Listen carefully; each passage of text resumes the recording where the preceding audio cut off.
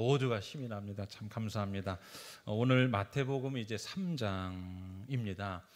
마태복음 3장 전체를 다 다룹니다. 뭐 눈치채신 분들은 이제 마태복음 한 장 한 장 이어간다라고 인지하셨을 거고, 저희가 다 읽기가 시간상 어려워서 일부만 읽습니다. 여러분 말씀에 대한 더 깊은 은혜를 받기 원하시는 분들은 주일날 오실 때 한 장씩을 다 읽고 오시면 훨씬 더, 제가 이제 구절을 들어 함께 다루고 설명을 하겠지만 가정에서 한 주간 그 읽고 오시면 다음 주는 이제 4장입니다. 그래서 오시면 더 큰 은혜가 있을 것입니다. 오늘 3장 전체를 다루는데, 이 때는 바로 그 구약의 마지막 그 말라기 선지자 이후에 무려 400여 년간 하나님은 침묵하십니다. 이것을 신구약 중간기다라고 말을 하죠. 그리고 이때는 영적인 암흑기였습니다.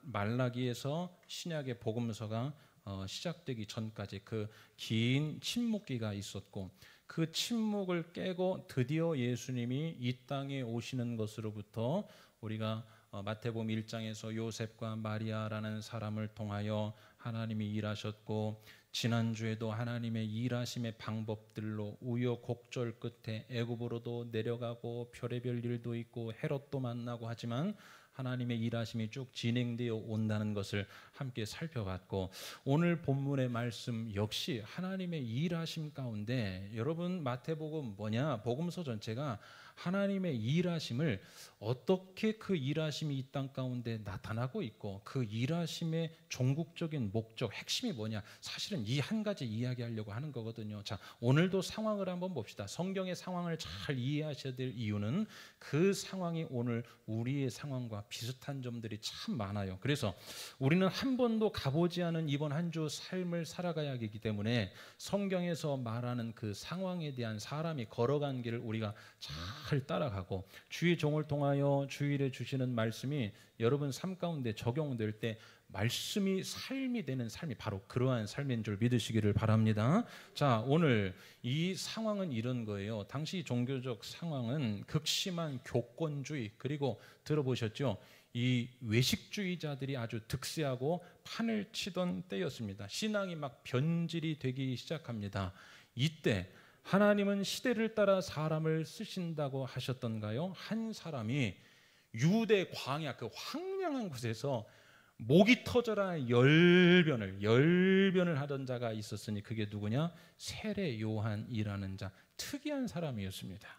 이 독특한 사람, 유대 그 황량한 벌판에서 성장하고 자라고 거기서 사는 사람이었어요. 이 사람의 삶의 비전과 삶의 목적, 목표 하나는 딱 이거였습니다. 오실 메시아를 기대하며 그 메시아가 오신다는 것을 많은 사람들에게 외치는 것, 이게 이 사람의 본연의 업무였어요. 자, 세례 요한은 왜 그랬을까? 구약의 말씀을 믿기 때문에 그분이 오신다고 했는데 그 황량한 유대 벌판에 매일매일 외치고 있었습니다. 이 세례 요한이라는 자, 제가 독특하다고 한 것은 오늘 여러분 읽으셨지만 4절 이하입니까? 약대 털옷을 입고 그리고 가죽 띠를 했고, 머리 그려보십시오. 메뚜기를 먹습니다. 그리고 석청을 먹고 살아요. 이것은 주식이었어요. 뭐 메뚜기와 석청, 이 사람이 먹는 것은 이런 거였어요. 야생꿀, 야생에서 나는 꿀, 그리고 나무 즙, 이것을 주식으로 삼고 살았습니다. 어떤 분이 또 그러세요. 야, 건강식했네. 이러시면 안 됩니다. 건강, 이게 아니에요. 당시 사람들이 볼 때도 이 세례 요한의 의식주는 철저한 자기 자제와 절제의 삶. 그래서 세례 요한이 외치는 소리, 여러분 이러지 않습니까? 제가 아무리 외쳐도 제 삶이 뒷받침하지 않으면 아무 영향력이 없어요. 그렇죠? 그런데 세례 요한의 삶이 그랬기 때문에 사람들은 그의 메시지를 주목하고 집중했고, 그의 목소리는 영향력이 있었습니다. 이러한 정황에서 출발하는 그 시대 그 광활한 유대 광야에서 벌어지는 에피소드 두 가지가 오늘 본문에 있죠. 자, 눈여겨보셔야 될 사건들, 첫 번째 장면 한번 보시겠습니다. 다 같이 7절을 한번 읽어주시겠습니다. 시작. 요한이 많은 바리새인들과 사두개인들이 세례 베푸는 대로 오는 것을 보고 이르되, 독사의 자식들아, 누가 너희를 가르쳐 임박한 진노를 피하라 하더냐. 자, 바리새인과 사두개인 이들이 누구냐? 원래는 다 좋은 사람들이었습니다. 왜냐? 이 사람들은 어떻게 시작됐냐? 신앙의 세속화를 한번 막아보겠다고. 여러분 지금 신앙의 세속화가 얼마나 많이 됐습니까? 그렇죠? 신앙의 세속화를 막아보겠다고 이 당시에 이 사람들은 초기의 율법의 전승과 전통을 그대로 고수하고 우리가 마지막 보루다. 최선을 다해서 그 유대 초기 율법과 전승과 전통을 고수하려고 몸부림했던 자들입니다. 얼마나 여러분 숭고해요. 좋은 목표죠. 그런데 문제는 뭐냐? 예수님의 말씀에서 우리가 알 수 있듯이 시간이 지나면서 이게 변질이 됩니다. 변해요. 우리가 직분 받고 처음에 얼마나 멋지게 뜨겁게 순수하게 신앙합니까? 목사 안수 받고 얼마나 뜨겁게 순수하게 목회를 합니다. 그러나 사람이란 게 주님과 계속해서 자기 틀에 갇히고 계속해서 개혁하고 갱신하지 않고 깨어지지 않으면 변질이 됩니다. 이 사람들은 겉은 멋지게, 외식주의자들 겉은 멋지게 남고 사람들이 그들을 인정해요. 멋지게 다니죠. 지금도 여러분 이스라엘에 가면 그 정통 유대인들의 그 복장과, 여러분 저도 봤지만 보기만 해도 그 권위가 살아있는 것 같아요. 그래서 많은 사람들에게 이 사람들이 기득권층으로서 인정은 받았지만 오늘 누구의 눈에 이 사람이 보이냐? 세례 요한의 눈에 보인 그들의 모습은 아니었습니다. 여러분 오늘 말씀 첫 번째 포인트 잘 보세요. 오늘 저와 여러분은 서로를 인정하고 이만큼 교회 생활하고 신앙 생활했으면 괜찮다고 우리는 서로 여겨질지 모르지만 다른 눈, 영적인 하나님께서 보시는 어떤 눈을 보면 우리도 여러분 어떻게 보일지 알 수가 없습니다. 오늘 이 지점에서 딱 걸리셔야 오늘 말씀 여러분 안에 깊이 들어갑니다. 여러분 괜찮다고 여겨지시죠? 괜찮다고 여겨지시죠? 다 그렇게 했지 않습니까? 그럴싸하게 여기 와서 말씀 전하고 그럴싸하게 말씀 듣고, 그러나 우리도 여러분 똑같다. 내가 나를 알지 않습니까? 자, 세례 요한이 그들의 속을 보고서 거기에 대해 책망하는데 어느 정도 그들이 책망받아야 했냐? 우리 한번 따라합시다. 독사의 자식들아.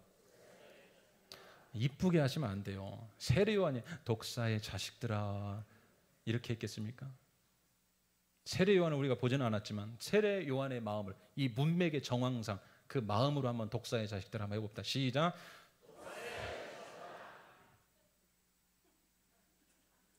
승질 나오시네요. 독사 매우 거친 말이었습니다. 뱀의 새끼지 않습니까? 뱀의 새끼야. 사탄의 자식이라 이런 뜻입니다. 막 가감없이 외치죠. 여러분, 그런데 이들이 듣는다고 변할 리 없습니다. 예수님이 오셔도 말해도 변하지 않지 않습니까? 변할 리 없어요. 허공에 대고 외치는 이러한 장면이 그 시대 그 정황 유대 광야에서 매일같이 벌어지고 있던 일이었습니다. 누가 오시는데? 메시아가 오시고 하나님이 일하심에도 불구하고 매일같이 그 유대 광야에서는 이러한 것이 일상으로 일어나고 있었습니다. 독사의 자식들아, 독사의 자식들아, 회개하라, 살 길을 열어라, 정신 차려라 라고 하는데 그들은 듣지 않아요.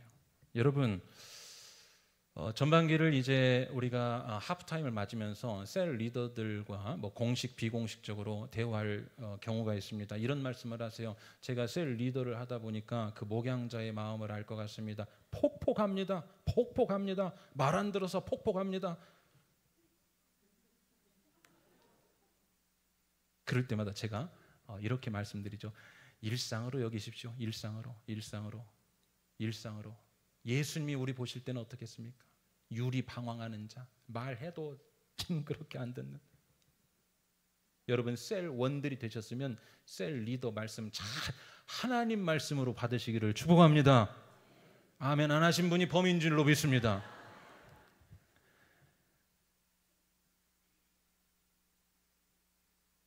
여러분 누군가를 우리가 변화시키려고 고쳐보려고 노력을 하지만 안 될 때 너무 낭망하지 마십시오. 그때 그날 광야에서 이러한 장면들은 매일같이 연출되고 있었습니다. 심지어 자기의 생을 다 내놓고 광야에서 외치는 자의 목소리를 듣고도 돌아서지 않아요. 자, 이게 첫 번째 에피소드였다면 두 번째 후반부에 나오는 중요한 장면 하나는 뭐냐? 세례 요한과 예수님 사이에서 벌어지는 세례에 관련한 일입니다. 세례 요한에게 있어 처음 보는 자가 그에게 다가옵니다. 예수라는 자. 이분이 다가온 이유는 이거였습니다. 세례를 받기 위해 세례 요한 앞으로 걸어옵니다. 그런데 여기서 예기치 못한 일종의 실랑이 같은 일이 벌어지는데 어떤 일이냐? 세례 받고자 하는 예수님과 세례 베풀기를 거부하는 요한. 자, 여러분 한 번도 세례 요한에게는 이러한 모습을 본 적이 없습니다. 그는 지금까지 나오는 자가 있으면 거침없이 세례를 베풀었습니다. 죄의 사함을 선포했습니다. 그리고 회개하여 살 길로 돌아라고 막 강력하게 외치던 그가 한 번도 이런 모습을 보였던 적이 없던 그가 오늘 예수라는 한 자가 나오는데, 아니 그냥 어떤 자가 나오는데 뭔가 멈칫하는 거예요. 여러분 평소에 세례 요한이 어떻게 사역했는지 우리가 5절과 6절을 한번 읽어봅시다. 자, 시작. 이때에 예루살렘과 온 유대와 요단강 사방에서 다 그에게 나와 자기들의 죄를 자복하고 요단강에서 그에게 세례를, 사방에서 그에게 다 나와요. 죄를 자복합니다. 그 세례 요한의 지금 사역 중이죠. 그에게 전부 다 세례를 받아요. 그런데 그가 오늘 멈칫합니다. 왜입니까? 세례 내가 베풀 대상이 아니라는 거죠. 13절과 14절은 제가 읽겠습니다. 한번 눈으로 따라오십시오. 이때 예수께서 갈릴리로부터 요단강에 이르러 요한에게 세례를 받으려 하시니 요한이 말려 이르되 내가 당신에게서 세례를 받아야 할 터인데 당신이 내게로 오시나이까? 여러분 고수는 또 고수를 알아봐요. 이렇게 만류합니다. 그때 예수님은 아니라고 내가 당신에게 세례를 받는 게 옳다고 그러면서 그대로 강행합니다. 자, 15절을 같이요. 시작. 예수께서 대답하여 이르시되 이제 허락하라. 우리가 이와 같이 하여 모든 의를 이루는 것이 합당하니라 하시니 이에 요한이 허락하는지라. 일종의 실랑이가 벌어졌죠.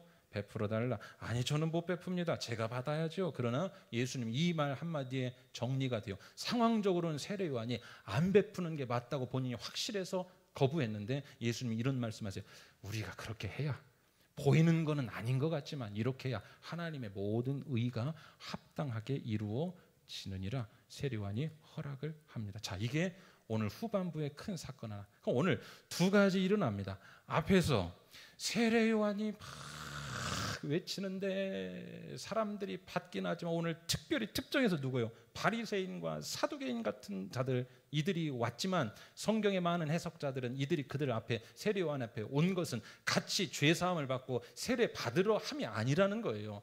예수님과 바리새인들의 관계에서 보면 아시지 않습니까? 예수 말씀 들으러 와요. 듣고 변화되고자 합니까? 아니죠. 꼬투리 잡기 위해서. 여러분 오늘 신앙생활할 때도 그렇게 하는 사람들이 있습니다. 자, 이렇게 세례 요한은 외치는데 이 바리새인과 사두개인 사람들 잘 변화되지 않고 이 한 이야기. 그리고 두 번째, 예수님과 세례 요한 사이에서 육신적으로 보이는 어떤 신랑이 하는 그러한 모습들. 이 두 가지 제가 한번 이렇게 물을게요. 여러분 오늘 이 두 가지 일 아주 순적하게 잘 되어가고 있는 것 같습니까? 일사천리, 쾌속질주, 명쾌하게, 상쾌하게, 즉각 딱딱 하나님의 일하심이 마저 떨어집니까? 아니면 턱턱 걸리는 일들이 분명히 있습니까? 후자지요. 저는 후자라고 봅니다. 외쳐댑니다. 그러나 잘 안 먹혀요. 아닌 것 같아서 실랑이를 벌이기도 합니다. 의견 조율이 되지도 않을 때도 있습니다. 이게 광야에서 벌어지는 일상의 일이었습니다. 사랑하는 여러분, 자, 큰 틀에서 이제 봅시다. 하나님께서 400년의 그 침묵기를 깨고 메시아를 이 땅에 보내서 이 땅에서 하시는 일들이 어떻게 진행되냐? 이런 두 가지 사건과 같은 성격을 통해서 진행이 됩니다. 어떻게? 안 되는 일도 있고, 지난주에는 돌아가는 일도 있고, 뜻하지 않은 일들, 내 마음대로 되지 않는 일, 신랑이 벌이는 일도 있고, 막히는 일도 있고, 의견 충돌하는 일도 있고, 속 터지고 분노가 일어나는 일도 있고. 여러분, 우리가 매일같이 기도하는 제목이 있습니다. 주기도문이죠. 하늘의 뜻이 하늘에서 이루어진 것 같이 어디서도, 땅에서도. 그러니까 여러분, 하나님의 뜻은 그러한 순서로 이루어집니다. 뜻을 누가 세우세요? 하나님이 어디서? 하늘에서 세웁니다.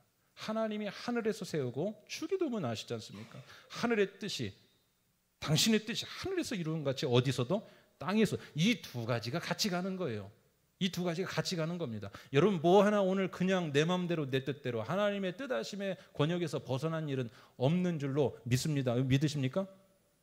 어디 아멘이 약해지셨어요. 여러분 믿으십니까? 다시 물을까요? 하나님의 유식한 말로 물어야 여러분 대답을 잘 하시는 거예요. 하나님의 섭리를 믿으십니까? 아멘. 하나님 섭리를 믿으십니까? 예. 하나님의 뜻하심인데 그 뜻하심이 어디서 이루어져요? 하늘에서 이루어진 것 같이 땅에서. 근데 땅에서 이루어질 때는 어떻게 이루어지냐? 이러한 상황이 연출되는구나. 안 되는 일, 막히는 일, 속 터지는 일, 분노가 치밀어 오를 일. 야곱과 에서 어느 쪽에 하나님의 뜻이 있었습니까? 야곱이죠. 하나님은 뜻을 세우셨습니다. 그런데 하늘의 뜻이 땅에서 이루어질 때는 어떻게 이루어져요? 신적 계시가 모두가 볼 때 야곱에게 그런 게 임하지 않죠. 어떻게 이루어집니까? 장자권 가지고 팥죽 가지고 팔고 배가 고프고 그거 사고 어른 말로 찍고 까불고 그런 일 가운데서 여러분 하늘의 뜻과 하나님의 일은 사람도 필요 없고 조직도 필요 없고 즉각적으로 이루어져 군더더기도 필요 없고 완벽합니다. 그러나 그것이 이 땅에서 이루어질 때는 어떤 일이 일어나냐? 오늘 이러한 일들이 일어납니다. 사랑하는 여러분, 지난 한 주간 여러분 어떻게 살고 오셨습니까? 어떻게 살고 오셨습니까? 어떤 잘된 일이 있으셨습니까? 어떤 안 되는 일이 있으셨습니까? 어떤 눈물 날 일이 있으셨어요? 어떤 괴롭고 고통스럽고 생각해도 결론이 안 나는 어떤 일이 있으셨습니까? 혹시 자녀와 가정에 아픔이 있으셨습니까? 건강에 문제가 있으십니까? 뭐가 있으십니까? 여러분 어떻게 살다 오셨어요? 어떻게 여러분 여기까지 오늘 오전에 매듭 짓고 어떻게 교회 오셨습니까? 저는 여러분이 어떻게 살아왔는지 다 알 수는 없습니다. 그러나 제가 이 시간 말씀에 의지하여 마태복음 1장, 2장, 3장의 결론처럼 한번 말씀드려 보겠습니다. 그렇다 할지라도 하나님은 저와 여러분의 인생의 최고의 연출가라는 사실을 믿으시기를 바랍니다. 최고의 연출가세요. 최고의 연출가십니다. 여러분 이걸 믿고 사십시다. 최고의 연출가. 하나님에게는 시나리오 자료가 들려 있습니다. 그 계시를 이미 여기서도 해주셨고 각 사람마다 이 하나님의 최고의 시나리오를 가지고 자기의 묵상으로 자기의 삶으로 받아 사는 사람들에게 역시나 성경의 인물에게 그렇게 나타나시고 주장하셨던 것처럼 저와 여러분의 삶 개인에게 있어도 손바닥에 이름을 썼다 했지 않습니까? 여러분 저와 개인에게도 하나님의 최고의 연출가가 주시는 시나리오가 분명히 있어요. 이것을 섭리와 계획이라고 하죠. 그리고 하나님은 그 섭리와 계획과 시나리오와 연출을 가지고 이번 한 주간도 그 하나님의 일하심에 등장시킬 인물들을 찾고 계십니다. 오늘 누가 쓰임 받았어요? 세례 요한. 이번 한 주간 하나님의 연출과 하나님의 시나리오, 하나님의 계획과 뜻이 분명히 여러분 삶 가운데 있는데 그 캐스팅하는 등장인물 여러분 그거 걷어차지 마시고 순종함으로 말씀에 대해 순종함으로 그 등장인물 하나님께 쓰임받는 크고 작은 일에 쓰임받는 여러분 한 주간 삶이 되시기를 주의 이름으로 축원합니다. 이렇게 살아가는 게 은혜죠. 아멘이십니까? 여러분 안타깝고 비극적이게 세례 요한은 얼마 살지 못하고 이제 넘어가면 곧 죽음을 맞이하는데 비참하게 죽습니다. 우리가 흔히 그럴 때 있죠. 야, 저 사람 하나님이 왜 저렇게 일찍 데려가셨을까? 야, 저 사람 믿음으로 살려고 저렇게 몸부림치는데 왜 저 사람의 삶은 저렇게 또 안 풀릴까? 여러분 하나님의 시나리오가 불완전해 보일 때가 있습니다.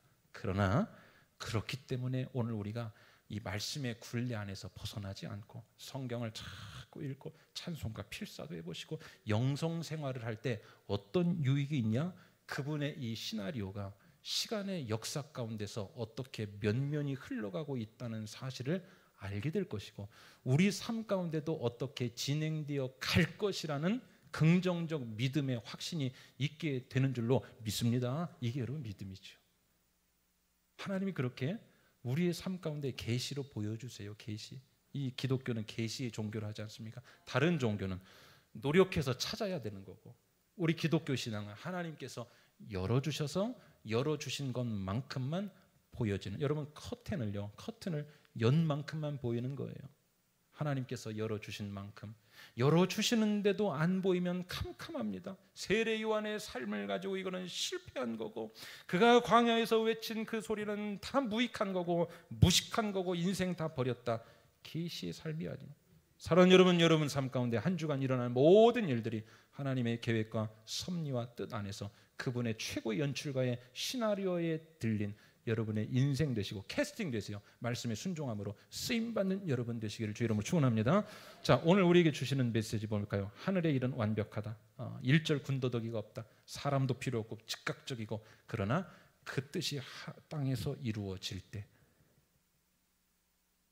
이러한 일들.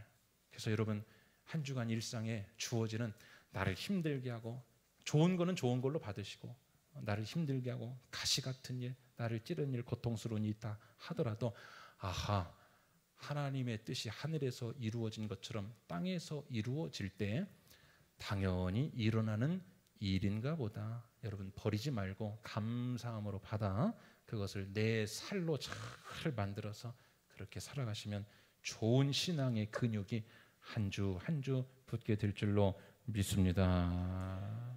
이게 오늘 두 가지 사건이죠. 에피소드. 자, 그러면 이 두 가지 사건을 통해 결국 세례 요한도 그리고 예수님도 하시고자 했던 그 일의 핵심이 무엇이냐, 이거 이제 한 가지 보고 맞춰야 합니다. 우리 한번 따라합시다. 살 길을 여시는 것. 자, 왜 광야에서 세례 요한은 외쳤을까? 왜 그는 광야에 살았을까? 왜 그는 입 바른 소리 좀 덜 하면 좀 편했을 텐데 왜 입 바른 소리 하며 위험천만할 일을 그렇게 스스로 하고 다니며 기득권층과 늘 충돌하고 왜 그렇게 살았을까? 왜 예수는 오늘 요단강에 왔을까? 왜 그분은 세례를 받아야 했을까? 이 모든 질문에 제가 일답으로, 한 가지 답으로 가름할게요. 뭐냐? 살 길 여시기 위해서. 살 길 여시기. 그때가 여러분 어느 때라고 했어요? 오늘 같은 때입니다. 살 길 여시기 위해서, 죄인들의 살 길, 공고한 영혼의 살 길. 여러분 왜 예배 나옵니까? 그래요. 첫 번째 인간의 목적은 내주 하나님 영화롭게인데, 영화롭게 한다는 건 뭡니까? 그분이 영광 받으시고 우리의 살 길을 열어주시기 위함이니 오늘 예배 나오셔서 여러분 살 길 열어가시기를 주 이름으로 축원합니다. 자, 당시에 온 유대와 요단강 사방에서 사람들이 그에게 막 몰려들어요. 5절 제가 다시 한번 읽어볼게요. 이때에 예루살렘과 온 유대와 요단강 사방에서 다 그에게 어떻게 하죠? 나와 사람들이 다 몰려들어요. 이때는 언제였을까? 1절을 봅시다. 그때에 세례 요한이 이르러 유대 광야에서 전파하여 말하되 어둠이 드리운 때였습니다. 죄가 관영한 때였습니다. 영적 죽음으로 가는 때였습니다. 오늘과 같은 때였습니다. 오늘 여러분 답답하고 마음에 심한 영적 갈증이 있고 하다면 오늘이 바로 그때였습니다. 이때 세례 요한이 한 일과 예수님이 하시는 일은 뭐였냐? 한마디로 살리자는 몸부림이었어요. 살리자, 살리자. 이 영혼들 살리자. 이 영혼들 살리자. 여러분 셀의 각 목회자들이 있죠. 각 셀 리더들, 또 중간 우리 지도자들이 있습니다. 또 이 교회에 맡기신 목회자가 있습니다. 담임 목사가 있습니다. 언제 목회가 될까요? 살리고 싶은 의지가 있어야 될 때. 추구하고 있는 막힌 게 있고 회복해야 될 게 있고 어려움이 있고 곤고함이 있고 그것에 대하여 살리고자 하는 강렬한 열망이 있을 때 거기서부터 목양이 시작되는 거죠. 오늘 세례 요한과 예수님은 뭐냐? 그들을 보니까 이게 막 천불이 나는 겁니다. 살리고자 하는 몸부림. 유리방황하여 자기 길로 가고 자기 목소리를 내고 자기 생각이 옳다고 하고. 자, 그럼 어떻게 살리려 했을까? 어떤 살 길을 선포했냐? 자, 7절과 8절 한번 읽어봅시다. 시작. 요한이 많은 바리새인들과 사두개인들이 세례 베푸는 대로 오는 것을 보고 이르되 독사의 자식들아, 누가 너희를 가르쳐 임박한 진노를 피하라 하더냐? 그러므로 회개에 합당한 열매를 자, 이 부분입니다. 한번 따라합시다. 회개에 합당한 열매를 맺고. 명확한 이 살 길을 제시했는데 이 8절입니다. 잘 아는 말씀이에요. 너무나 자주 인용되는 말씀입니다. 회개에 합당한 열매를 맺고. 회개에 합당한 열매를 맺어라. 이 살 길 이거 하나 유일하게 이거 제시하십니다. 4장에 가보십시오. 갈릴리 가서 예수님이 복음을 전파하시는데 첫 메시지가 이거였어요. 회개하라, 천국이 가까웠다. 회개. 너희들 회개하라, 회개하라. 그러면 살아. 이 사두개인 바리새인들아, 강팍하고 무지하고 완고한 자들아, 심판이 임한다. 살 길 하나밖에 없어. 회개해, 회개해. 여러분, 오늘 우리말로 바꿔봅시다. 저와 여러분이 오늘 어떤 길에 어떤 상태에 계시는지 저는 알 수 없습니다. 혹 벗어난 길에 계신 분들 이 가운데 계실 거예요. 스스로 생각할 때도 내가 이렇게 살면 안 되는데, 이 죄악이 반복되면 안 되는데, 내가 하나님과의 관계에서 이렇게 살면 안 되는데 계실 거예요. 오늘 100가지 물음을 한 가지 답으로 해결해 드리겠습니다. 회복하여 살아나시기를 축원합니다. 회복하여 살아나시기를 축원합니다. 여러분, 회개합시다. 스스로에게 한번 저를 따라 스스로에게 한번 선포하십시오. 회개하라 내 영혼아. 예, 우리 다시 한번 마음을 담아서 해봅시다. 회개하라 내 영혼아. 미스바 광장에서는 회개 금식 기도할 때 하나님께서 그 전쟁을 완전히 전세를 역전시켜 주셨고, 1907년에 평양 대부흥운동은 한 사람의 작은 회개에서부터 시작이 되었고, 2022년 23년이었습니까? 에즈베리에서 놀라운 부흥의 역사는 회개에서 시작되었으니, 여러분 오늘 일이 힘들고 뭔가 답답하고 갈증나고 이 1세기 시대에 이런 정황에서 살아가는 답답하고 유리방황하는 자들이십니까? 오늘도 예배 나올지 말지 몇 번을 고민하고 곤고함 가운데 나오셨습니까? 회개하여 살 길 열으시기를 주님의 이름으로 축원합니다. 오늘 회개할 때 역사가 일어날 줄로 믿습니다. 사도행전 말씀에 그 성령, 오순절 다락방에 성령이 임하고 놀라운 역사, 저들이 비전을 가지고 생기를 가지고 세상으로 나아갈 때는 뭐부터 터졌습니까? 회개합니다. 회개합니다. 오늘 우리 교회에 여러분 회개의 메시지가 많이 사라지고 있다고들 하죠. 왜요? 현대교회 성도들 위로의 말씀 좋아하고 안아주는 것 좋아하고, 그러나 그것도 필요하지만 환부를 한번 드러내는 수술을 해야 다시 회복할 수 있으니, 오늘 회개하여 여러분의 스스로 자타가 하나님께서도 하시고 여러분도 인정하는 그 회개하여 드러내야 할 부분들, 회개에 합당한 열매를 맺게 되시기를 주의 이름으로 축원합니다. 그래서 여러분 오늘 회개하는 거, 회개해라 살 길이 있다, 회개해라 살 길이 있다, 회개해라 살 길이 있다. 이들에게 여러분 회개가 쉽지가 않았습니다. 오늘 제가 이렇게 말씀을 드려도 그 말씀이 깊이 들어오지 않는 분 계실 수 있습니다. 왜일까요? 저들도 그랬기 때문에. 우리 9절 한번 읽어보겠습니다. 시작. 속으로 아브라함이 우리 조상이라고 생각하지 말라. 내가 너희에게 이르노니 하나님이 능히 이 돌들로도 아브라함의 자손이 되게 하시리라. 여러분 이들이 꺾이지 않고 깨이지 않고 깨닫지 못했던 이유를 이렇게 책망하여 이 패부를 탁 찌릅니다. 뭘까요? 이들의 깊은 마음 가운데 이게 있었어요. 난 유대인이야. 나는 선민이야. 우리 가문, 우리 정통성, 나는 아브라함의 자손으로 살아왔어. 마찬가지로 저와 여러분에게도 오늘 살 길이 제시되는데도 불구하고 우리가 여러분 어려운 일이 있어서 수술 받을 때 명의, 우리나라 권위자와 선생님이 연결되는 건 영광입니다. 하루라도 빨리 가서 수술 받으려고 하지 않습니까? 최고의 의사이신 우리 예수 그리스도께서 오늘 회개의 메스를 가지고 우리를 수술하신다고 해요. 여러분 오늘 다 수술 받으시기를 축복합니다. 누구에게나 단순한 말씀이에요. 그러나 누구에게나 열려졌어요. 자, 이들이 수술을 받지 않아요. 나는 유대인이야. 나는 아브라함의 자손이야. 나는 이렇게 살아왔어. 우리에게도 마찬가지로 회개하며 살지 못하게 하는 많은 것들이 있습니다. 저와 여러분에게는 뭐가 있을까요? 나 교회 오래 다녔어. 늘 이렇게 신앙생활 하는데 문제 없었어. 나 잘하고 있어. 나 인정도 받아. 직분도 높아. 내 스타일이 있어. 이렇게 살아온 내 삶에 신경 써요. 목사님 간섭하지 마십시오. 이렇게 살아왔습니다. 이게 내 신앙입니다. 여러분 크게 보장해 주지 못합니다. 돌들로도 아브라함의 자손이 되게 할 수 있다. 돌들, 아브라함의 자손, 이것을 대단하게 여기고 살지 돌들로도 아브라함의 자손, 그거 믿지 마라 이거예요.